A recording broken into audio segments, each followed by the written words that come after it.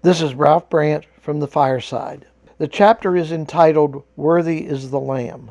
I have been privileged to be in places where God's glory, power, and presence have been openly made manifest. Regrettably, I have also seen His power and glory stifled by man. When someone tries to confine those manifestations to certain ways, it usually results in limiting what God can do in the hearts and lives of people in that setting. Just as bad when they try to gin them up.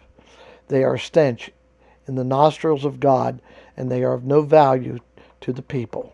Often God is put in a box with four walls, a roof, and a steeple. It is the same thing the Jews of old did when they confined God to the temple. Solomon asked in his prayer, "The heaven of heavens could not contain him, much less a house I have built." But they lost the vision Solomon had, and the splendor of the temple got to them. Somehow they allowed it to overshadow the power of God. They worshiped the temple. I have at times seen God's presence be manifest in a place.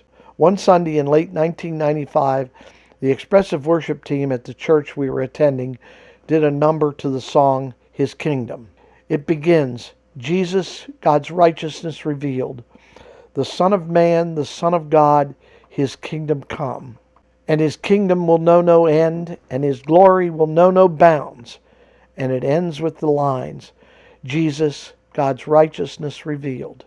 His righteousness and the power were made manifest that morning. I will say this, if you have never had an experience where God's presence was so real, you need to spend time with Him to establish that relationship. When you do, the time with Him will be far above anything you have known. Just the realization of His presence and love will at times push me to tears, just knowing He cares. When I look at my failings, I know anyone can experience this.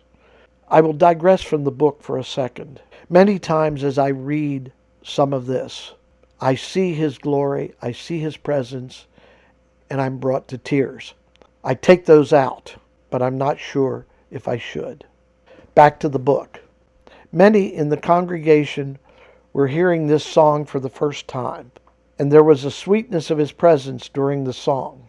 As the group finished and left to go to the basement to change clothes, the music and the vocal teams took over with another song to Him, Worthy is the Lamb. It was the perfect sequel. As the congregation started into the second verse, people started bowing and falling on their faces before God. In a couple minutes, there were few who were not bowing in some form. It was not because someone else was doing it. It seemed to be the only valid posture for the time. It was the result of people seeing the awesomeness of God. By now, the expressive worship team was returning from changing clothes in the basement. They had no idea what happened. This scene played out for nearly a half hour. The song was played and sung over and over. I bow down and worship the Lamb upon the throne, for I desire, O Lord, to be called your own. I know that line was powerful. For I desire, O Lord, to be called your own. This was the call that many there answered that day with their actions, with lives that were changed. Many of us would never be the same. I know that since that day there are things of the Word and of Him that I cannot expound without being brought to tears. I saw the awesomeness of God in a new way. Let me be frank. This is not the only way to worship or the only way it should be done.